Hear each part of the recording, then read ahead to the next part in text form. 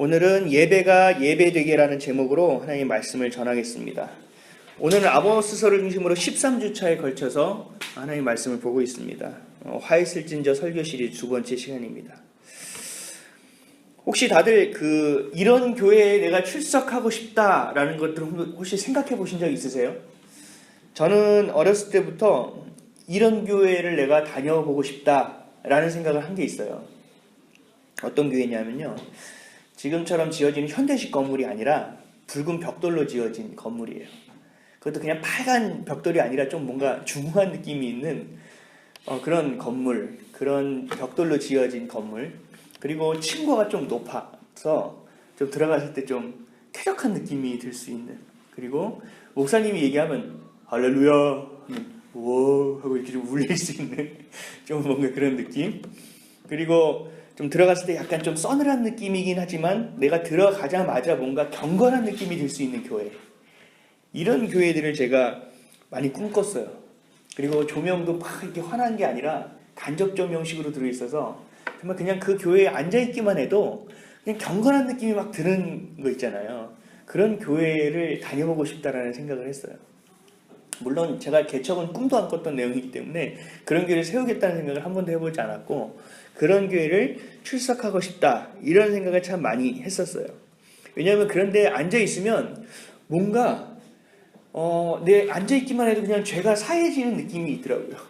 그냥 앉아만 있어도 그냥 좋더라고요. 그런 교회를 참 다녀보고 싶다라는 생각을 했었습니다. 예, 교회에 보면 그런 교회들이 있죠. 그래서 저도 성당도 나가보고 했었는데 그런 느낌을 가져보고 싶어서, 또 어떻게 예배를 드리냐 궁금해서 가보기도 했었는데, 어쨌든 그런 교회를 지었으면 좋겠다는 마음을 제가 많이 가졌었어요. 요즘들 교회들을 보면 예식이라는 게 있습니다. 뭐냐면 뭐 결혼 예식도 있고요, 무슨 뭐 임직 예식도 있고요, 여러 가지의 뭔가 성스러운 것들을 예배로 대체하는 거예요. 그래서 하나님이 주관하시게끔 하고 하나님이 보실 수 있게끔, 하나님이 주인 되시는 예배, 그 예식의 주인이 하나님이라는 걸 얘기하는 거죠. 뭔가 경건하고 거룩하게 드리길 원해서 그런 예식들을 합니다. 그 예식 중에서 굉장히 중요한 예식이 뭐냐면 성례전이라고 해요. 성례전이 뭐냐면 세례, 침례 주는 것과 성찬하는 거예요. 이 두 개가 교회 가운데서 가장 중요한 예식입니다. 카톨릭을 포함해서. 이 예식이 그 모든 예식들을 다 빼고 나서 뼈대라고 보시면 돼요. 근데 그 예식을 어떻게 하냐 하면, 저희도 성찬을 한번 했죠. 근데 좀 어떻게 보면 좀 너무 간단하고 심플한 것 같지만 다른 교회들을 보면 이거를 굉장히 좀 더 거룩하게 보일 수 있도록 해요. 뭔가 많은 장치를 하고 많은 옷들을 입고 또 많은 꾸밈을 하고 뭔가 전통적인 느낌을 갖게끔 만들어준다는 거죠.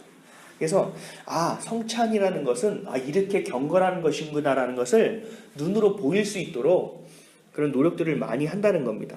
그래서 종교적인 색채와 냄새가 많이 날 수 있도록 예배를 드리는 곳이 참 많습니다.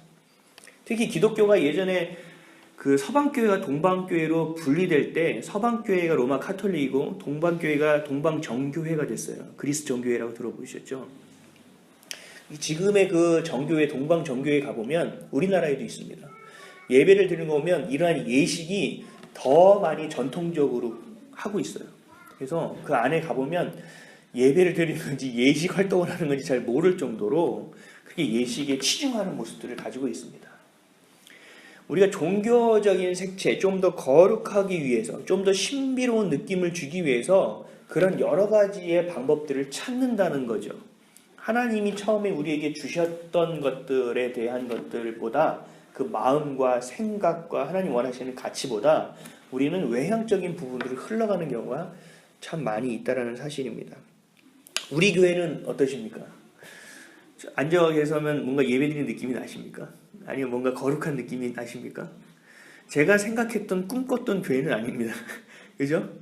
그래서 교회들을 가보면 그렇잖아요. 좀 뭔가 교회당이 좀 역동적인 교회, 좀 부흥하는 교회라고 얘기했을 때 사람들이 좀 복적복적하고, 그죠?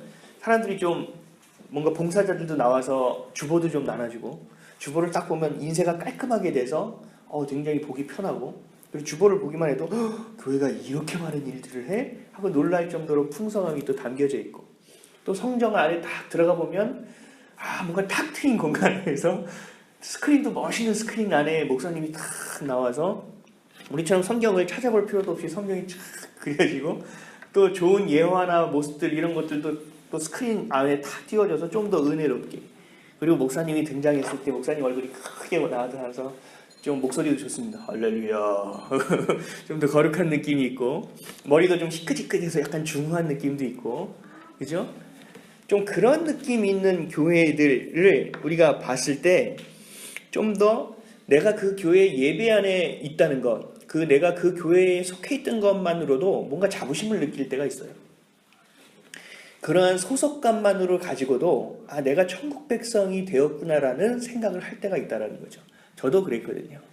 근데 진정으로 하나님이 원하시는 예배, 하나님이 진짜 원하는 교회라는 것은 과연 무엇일까? 그러한 제가 처음에 말했던 교회에 앉아서 또 전 성가를 참 좋아하거든요. 성가대가 앉아서 거룩하게 찬양하는 모습을 듣기만 해도 그 웅장한 느낌, 막 울리는 그것만 들어도 제 심령이 울려지거든요. 그래서 그 앉아만 있어도 참 미소 짓게 되는 교회들이 있는데, 사해지는데 그런 예배가 어떻게 생각해요? 좋지 않으십니까? 그죠? 좋을 것 같죠? 좋습니다. 이게 저도 생각만 해도 미소가 생기게 되는데, 그런 예배를 우리가 이 아모스서를 보면 북이스라엘 사람들은 드리고 있다라고 얘기하고 있습니다. 멋지게 성전을 세우고 새벽마다 성도가 가득 차서 예배를 드리고 또 안식일마다 절기마다 빠지지 않고 예배를 드리고 꼬박꼬박 11조도 드리는, 또 율법적으로 보여서는 전혀 하자 없는 예배에 참석하는 것만으로도 경건해지는 예배를 이 북이스라엘 사람들을 드리고 있었다는 것입니다. 근데 그런 이스라엘 사람들에게 하나님은 말씀하십니다. 오늘 본문 21절에서 23절까지 말씀입니다. 다 같이 한번 읽어보겠습니다. 시작.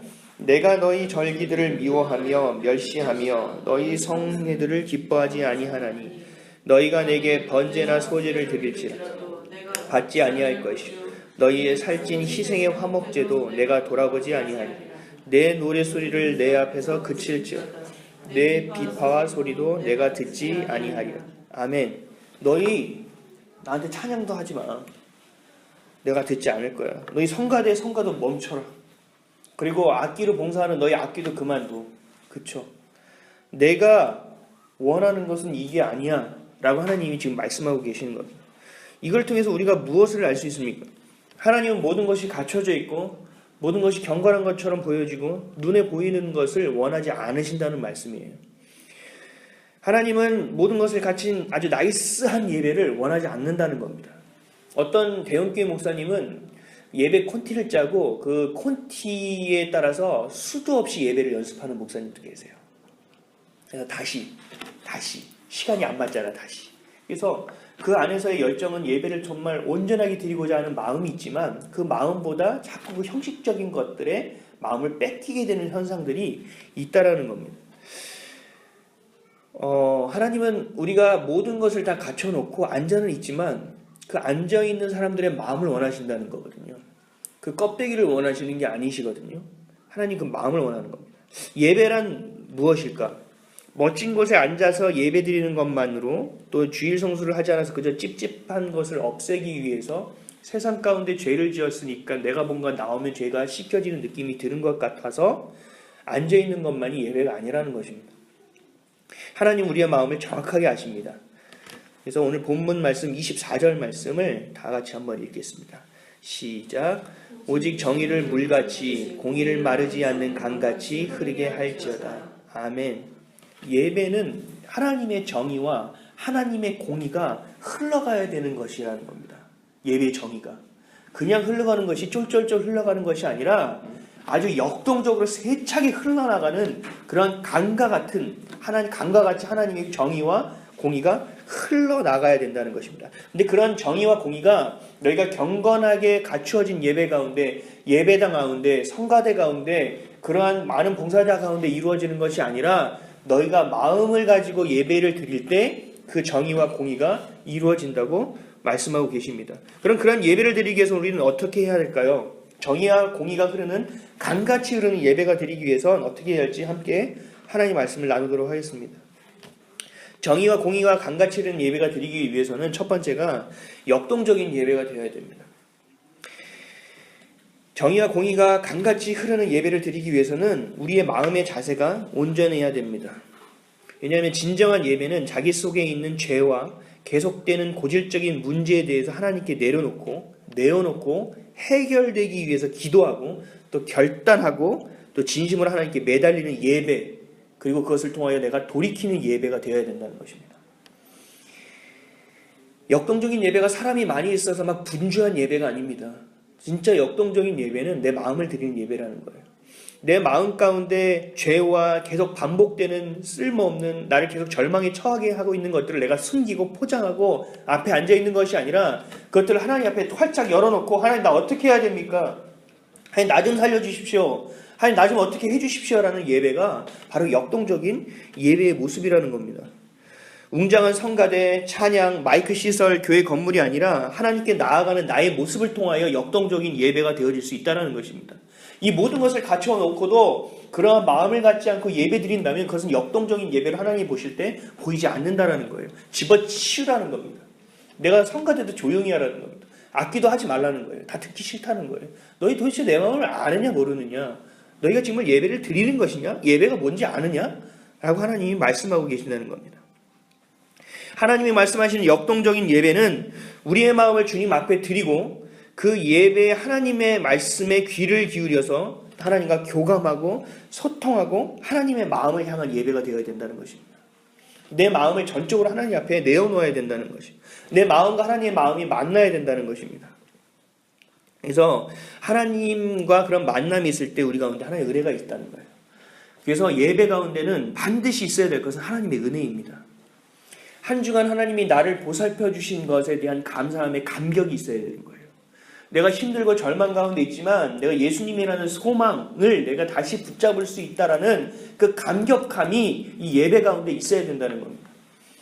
아유 그냥 한 주가 힘들었지 뭐 그냥 평범한 생활이었지 그게 그거지 라는 게 아니라 그 가운데 하나님이 어떻게 나에게 역동적으로 움직이셨는지에 대한 그런 감사와 감격이 우리 가운데 있어야 된다는 것입니다.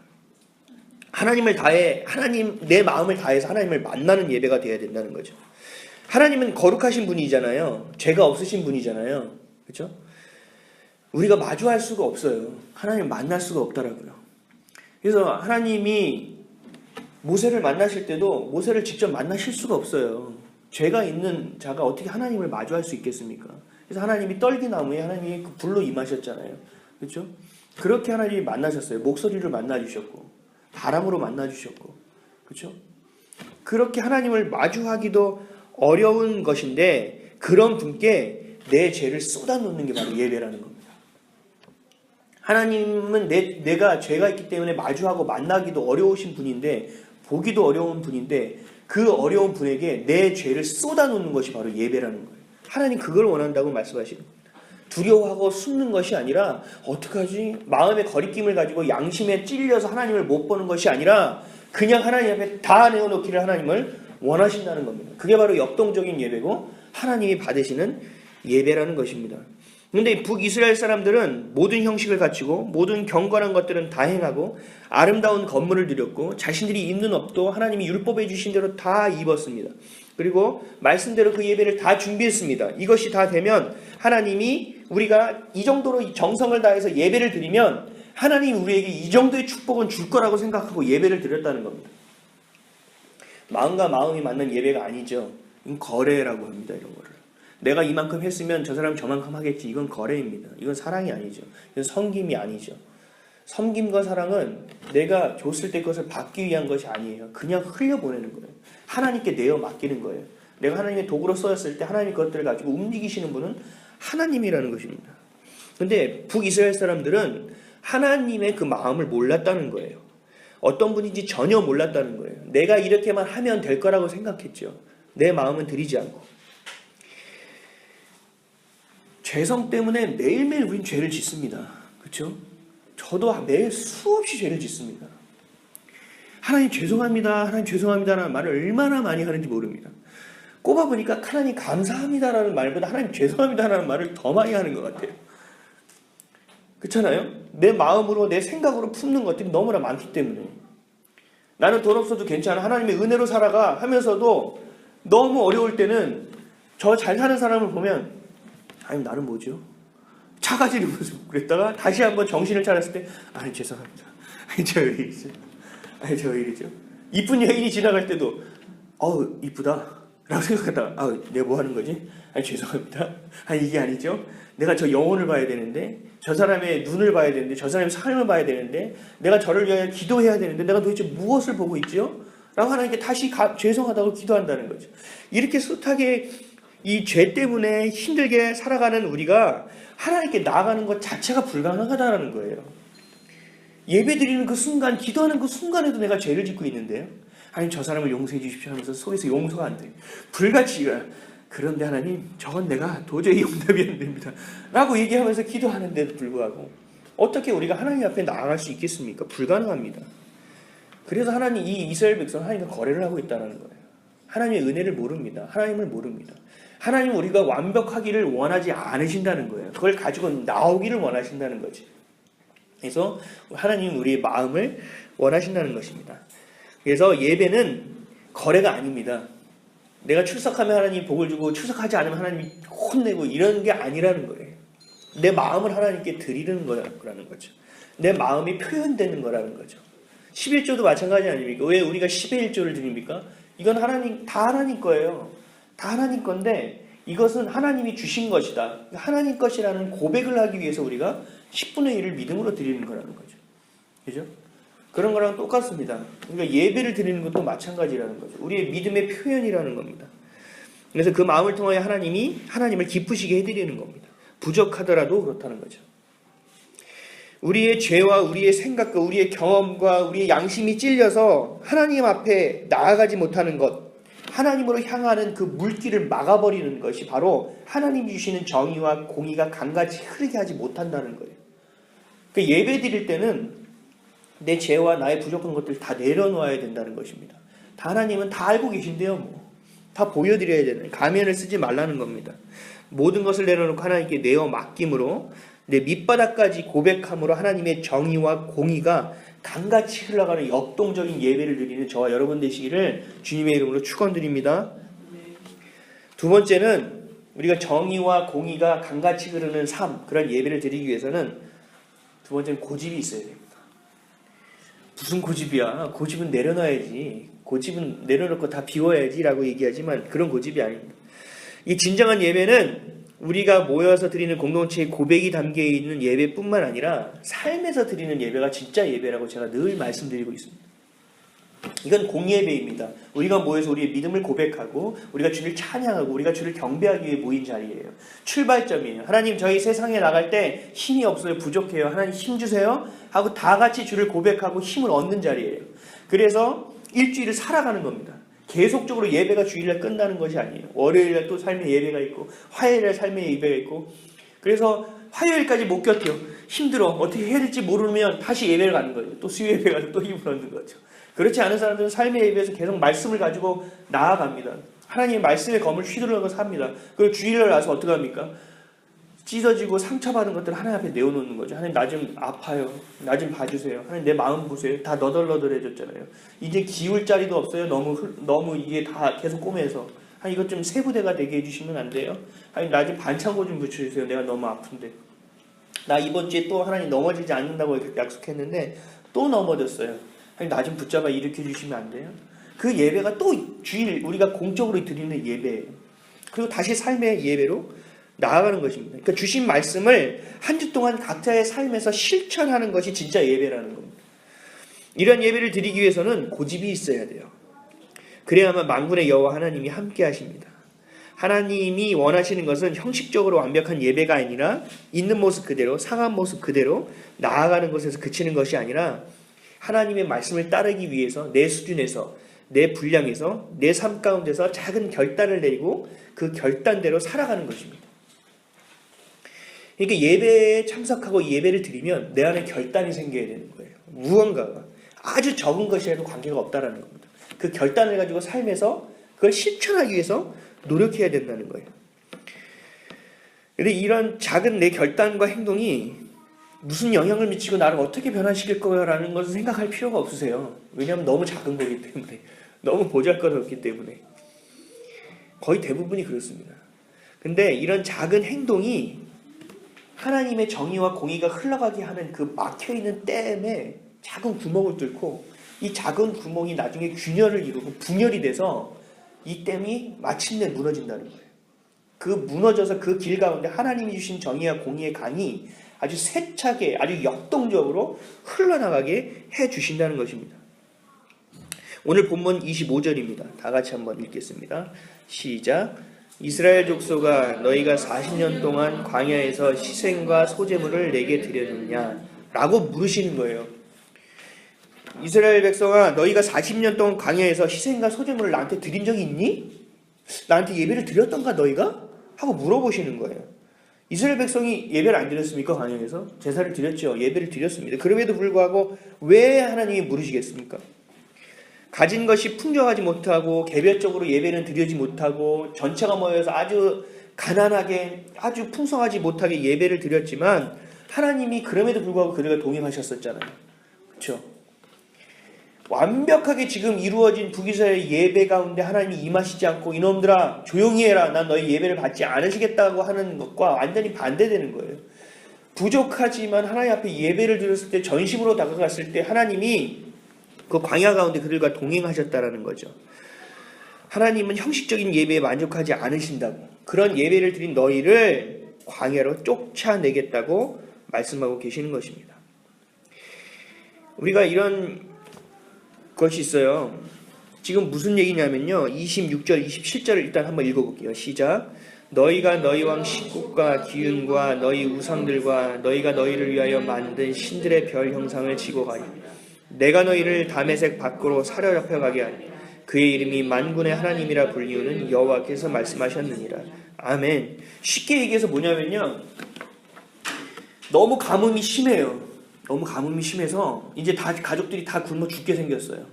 그래서 애를 삶아 먹어야 될지도 모르는 상황이에요. 너무 어려워요. 그래서 이제는 내년에 심어야 될 것까지 다 끊어다 먹어야 될 판이에요. 그럼 내년에는 삶은 없는 거예요. 그런 절망적인 상황 가운데 사람들이 얘기하는 거예요. 야, 아무래도 안 되겠다. 이제 우리가 결단을 해야 될 때가 왔다. 아무래도 바알 신전에 가서 한번 예배를 드려야 되겠다. 우리가 지금 이것저것 가릴 때냐? 바알 신전에 가서라도 우리가 기도해야지. 우리가 별신한테 가서 기도해야지. 피 좀 내려달라고, 좀 움직여달라고, 좀 어떻게 좀 살려달라고 기도해야 되지 않겠어? 그래서 모든 군중들이 일어나는 거예요. 그래, 우리가 하나님을 믿지만 하나님 응답을 안 해주시잖아. 일단 바알이라도 우리가 찾아가야 되겠어. 다 죽게 생겼어. 우리가 지푸라기 하나라도 잡아야 되지 않겠어? 하고 다 몰려가는 거예요. 바알 신전으로. 근데 그 중에 한 사람이 일어나는 겁니다. 그래도 야, 이건 아니지 않아? 야, 조용히 하고 따라와. 지금 너 그런 말 할 때가 아니야. 지금 우리가 그럴 때가 아니야. 빨리 가자. 빨리 조용히 하고 따라와. 그럴 때 따라가는 사람이 아니라, 야, 그래도 아니야. 내가 볼 때는 아닌 것 같아. 그래서 사람들이 다 욕을 하는 거야. 야, 너 때문에 비가 안 오면 어떡해? 너 때문에 저주받아서 우리가 다 굶어 죽으면 어떡해? 야, 이 새끼야! 그러면서 막 욕을 해요. 그래도 이 사람은 얘기하는 거야. 야, 미안해. 나는 아닌 것 같아. 너희들 가. 너희들까지 내가 뭐라고 하진 않을게. 하지만 나는 너희가 욕을 하든 너희가 손가락질하든 우리 가족을 멸시하고 벌레 보듯 하더라도, 나에게 돌을 던지더라도 나는 하나님을 떠날 수가 없어. 왜냐하면 하나님이 나를 책임져 주신다고 약속하셨고, 하나님이 내 주인이 되시기 때문에, 주인이 밥을 안 주면 안 먹는 건 당연한 거 아니야? 못 먹는 건? 나는 죽기까지 충성할래. 나 죽기까지 하나님의 말씀을 붙잡아 볼래. 라고 버틴 사람, 그런 고집이 있어야 된다는 거예요. 모든 사람이 이렇게 떠나갔을 때 하나님이 모든 완벽한 예배를 갖추고 너희가 예배를 드렸지만 너희 예배는 받지 않으시겠다고 말씀하시고, 하나님이 이렇게 하나님의 말씀을 고집스럽게 가져가는 사람을 하나님이 책임져 주겠다고 말씀하여 주시는 겁니다. 아멘이십니까? 삶의 예배에서 하나님의 말씀대로 살아가기 위해서 조금 부족하고 조금 풍족하지 못하고 온전하지 못한 것 같아도, 또 광야에서 드렸던 이스라엘 백성처럼 완벽한 예배를 드리지 못하더라도 아주 작은 결단, 그 결단을 향한 작은 행동이라도 너희가 삶의 자리에서 예배를 드린다면 내가 너를 책임져 주겠다고 하나님이 약속하고 계시다는 겁니다. 그래서 고집이 필요하다고 말씀드리는 겁니다. 많은 일들이 사람과 사람 관계에서 지혜가 필요합니다. 그렇죠? 여러 가지 부분에서 지혜가 필요해요. 하지만 신앙에 대한 부분이라면 지혜가 필요치 않습니다. 고집이 필요합니다. 하나님이 주신 말씀대로 내가 밀고 나갈 수 있는 배짱과 고집이 필요하다는 것입니다. 지혜가 아니라. 그것이 바로 믿음이라는 것입니다. 마태복음 4장 4절에 이런 말씀이 있습니다. 예수께서 대답하여 이르시되 기록되었을 때 사람이 떡으로만 살 것이 아니요 하나님의 입으로부터 나오는 모든 말씀으로 살 것이라 하였느니라 하시니. 아멘. 예수님이 성령에게 이끌려서 광야에 가서 사단에게 시험을 받을 때 받았던 시험이에요. 그래서 너가 굶었잖아. 40일 동안 주야로 금식했잖아. 이제 너 이 돌 가지고 너가 떡이 되라, 빵이 되라, 밥이 되라 명하면 될 수 있는 능력이 있지 않느냐? 그렇게 한번 해봐서 먹어. 괜찮아. 라고 이야기할 때 예수님이 말씀하신 거예요. 사람이 떡으로만 살 것이 아니라 하나님의 입으로부터 나오는 모든 말씀으로 살 것이니라. 라는 것입니다. 사람들은 물질이라는 가치에 휩쓸려서 하나님의 말씀에는 아랑곳하지 않고 교회에서만 성도로 살아가는 사람이 참 많습니다. 그죠? 직장에서 사업장에서 성도의 모습을 잃고 살아가는 사람이 참 많다는 거죠. 하나님의 자녀는 떡으로만 사는 것이 아니라 말씀대로 살아가야 된다고 하셨는데 내가 흔들릴 수 없지. 좋다. 나는 오늘부터 말씀만 붙잡고 한번 살아보겠다. 라는 거. 사람들이 뭐라고 하는지 관계없이 하나님이 주신 약속을 내가 부여잡고 신실하신 하나님을 내가 한번 만나보겠다. 라는 결단. 그런 고집이 있어야 된다는 것입니다. 그런 고집을 가지고 그런 믿음을 가지고 어렵게 살아갈 때 어떤 일이 벌어지는지 아세요? 하늘나라에서는 비상이 걸립니다. 하늘나라에서는. 하나님의 말씀대로 살려고 봤는데 그 말씀대로 붙잡는데 이렇게 보니까 찌질한 사람인 것 같아요. 세상 사람한테 비난받고 막 등치고 막 당하고 하나님 보실 때 저거 어떻게 해야 되지? 천사들도 고민하는 거죠. 저거 어떻게 도와야 되는데 아니 제가 말씀대로 살아가겠다고 하는데 신실한 믿음을 갖고 있는데 그 믿음에 신실하게 하나님 역사하셔야 되는데 어떻게 해야 되지? 하늘에서 고민하기 시작하는 거예요. 어떻게 해야 되지? 어떻게 해야 되지? 갑자기 물질과 타협하지 않고 살아가는데 어떤 사람이 쌀을 보내요. 왜 쌀을 보내지? 보니까 쌀이 없었대. 쌀이 없었구나. 감사합니다. 그냥 아무 생각 없었어요. 그리고 하는데 누가 우리 빚을 갚아주겠대. 갑자기. 왜? 우리 빚을 왜? 빚을 갚아주겠대. 하나님 은혜라고 생각하래. 예, 할렐루야. 빚을 갚아줘 갑자기. 어느 날 누가 냉장고를 주겠대. 냉장고 이제 다 돼서 냉장고가 힘들어하고 어려워하는데 냉장고를 주겠대. 근데 오래된 냉장고래. 근데 그게 필요한 것 같아. 갖다 놨더니 옛날보다 훨씬 좋은 냉장고래. 겉은 헐었지만 훨씬 쓰기 편한 냉장고, 더 큰 냉장고가 우리 가정에 와 있어. 하나님의 말씀대로 내가 살아가려고 발버둥 칠 때 하늘나라에서는 비상이 걸리고 이걸 어떻게 해법을 찾아야 될지 하나님이 고민하신다는 겁니다. 이제 내 문제가 내 문제에서 끝나는 것이 아니라 하나님이 고민해야 될 하나님의 문제가 된다는 거예요. 참 신기하죠? 하나님이 정말 그렇게 좋으신 분이라는 거예요. 내가 어떻게 살아갈지 우리 거주할 곳이 없는데 어떻게 해야 되지? 일단은 거주할 곳을 마련해 주시는 분은 하나님이라는 거예요.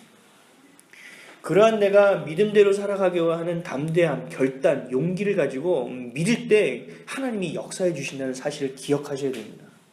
아멘이십니까? 내가 억울한 일을 당해도 내가 어려운 일이 있어도 하나님 내가 이렇게 합니다. 하나님 보세요. 하나님 보세요. 나도 보여주세요. 하나님 내가 이렇게 사는데 내가 전도하는데 너나 똑바로 살아라 하는데 어떻게 하실 거예요? 그게 난 전합니다. 하나님 어떻게 한번 보겠습니다. 라고 할 때 우리가 당당한 신앙으로 나아갈 수 있다는 거예요. 그게 안 되고 자꾸 죄짓고 찌질해지니까 하나님을 가리는 삶을 살아가고 하나님 어떻게 보지? 이런 삶이 된다는 거죠. 하나님이 싫어하는 것들을 한번 끊어보세요. 하나님이 싫어하는 것들 하지 말아보세요. 정말 어렵습니다. 죄성이 있기 때문에. 정말 쉽지 않더라고요. 불면증이 걸릴 정도로 쉽지 않아요. 그럼에도 불구하고 하나님이 싫어하는 것은 나도 싫어하겠다는 결단을 가지고 하나의 작은 거 하나를 다른 사람이 봤을 때 별거 아닌 거 가지고 고민해 라고 하는 것들 까지도 내가 하나님의 가치를 가지고 내가 그것들을 결단하고 작은 행동을 할 때 하나님이 어떻게 하시는지를 여러분들이 느끼고 체험하고 보셔야 된다는 겁니다. 저는 그래서 기대합니다. 내가 하나님 싫어하는 거 나 안 했어요. 이렇게 할 때 이렇게 나 안 했어요. 내가 일을 안 그렇게 참았어요. 하나님 어떻게 하시면 내가 하나님 볼 거예요. 하나님 행해 주세요. 라고 내가 당당하게 하나님 앞에 가서 막 기도할 수 있다는 거예요. 물론 사태질까지 하시면 안 되겠지만 가끔 저는 합니다. 답답할 때. 그리고 마지막에 회개합니다. 여러분 사태질해도 되고 욕해도 돼요. 마지막에 회개하세요. 왜냐하면 하나님이 토설하라고 하셨거든요. 그래서 다윗이 하나님 앞에서 막 다른 사람을 저주하는 것을 입에 담기도 어려운 저주를 하는 모습을 볼 수 있어요. 근데 하나님은 다윗을 보고 내 마음이 합한 자라고 하셨거든요. 하나님 저놈을 보세요. 저 XX 같은 놈이 나에게 어떻게 한 걸 보세요. 하나님 들었죠? 보셨죠? 내가 어떻게 돼요? 그럼 저 마음에 하나님 강권적으로 역사해주세요. 저 마음에 그냥 미안함이 가득하게 해서 미안하게 넘치게 해서 그냥 내 눈도 똑바로 쳐다보지 못하게 해주세요. 그냥 하나님 내가 지켰잖아요. 하나님 해주세요. 행하게 해주세요. 라고 기도할 수 있는 것이 우리의 기도가 되어야 합니다. 때로는 바보같이 엉뚱하게 세상 사람이 볼 때 굉장히 미련하게 보이더라도 하나님의 말씀을 붙잡기를 하나님이 원하십니다. 경건한 것만이 예배가 아닙니다. 작은 순종을 통해서 거대한 하나님의 정의와 공의가 흘러가지 못하게 하는 그 댐을 무너뜨릴 수 있습니다. 이거는 정말 안 될 거야. 이거는 안 돼. 이거는 어려워. 우리의 생각입니다. 하나님은 하실 수 있습니다. 저희가 바이블톡 다음 주에 이제 나눌 내용 중에 하나지만 사람이 변화될 수 없다고 생각하시죠? 그렇게 느꼈죠? 그렇게 살아오셨죠? 아닙니다. 하나님은 변화시킬 수 있더라고요. 제 삶이 그것을 증명합니다. 하나님이 함께 하시고 내가 예수님을 믿고 예수님을 만나고 예수님과 늘 내가 동행하고 성령님이 내 안에 가득히 임할 때 내 삶은 반드시 변합니다. 이 고질적인 안에 있는 것들이 이 안에 있는 것이 확 변하는 게 아니라 하나님이 주신 은혜로 덮여져서 보여지지 않고 하나님 곁에 있을 때 그것이 다 가려져서 이전 삶이 지나가고 보라 새 것이 되었도다 하는 것처럼 새로운 삶을 살아갈 수 있게 되는 것입니다. 작은 결단이 예배 가운데 있는 작은 결단이 그 작은 말씀 하나라도 내가 충성되게 충실하게 이루고자 살아가고자 하는 그 마음을 하나님이 보시고 그것을 예배로 받아주신다는 겁니다. 그런 예배가 우리의 삶이 되기를 예수 그리스도의 이름으로 축원드립니다. 그런 작은 결단이 작은 순종으로 열등감, 가난, 소심함의 댐이 터져 무너질 때 회개의 역사를 통해서 하나님 우리에게 부흥을 감같이 흘려보내주신다고 약속하고 계신 것입니다. 우리 가정에 뿐만 아니라 이 김포 땅, 이 나라에 더 나아가 북한 땅까지도 하나님이 그 작은 마음을 보시고 작은 예배를 통하여 부흥을 흘려보내주실 것입니다. 고집있게 담대하게 당당하게 하나님의 말씀을 붙잡고 삶 가운데 믿음의 고집을 보여주는 저와 여러분 되시기를 주님의 이름으로 축원드립니다.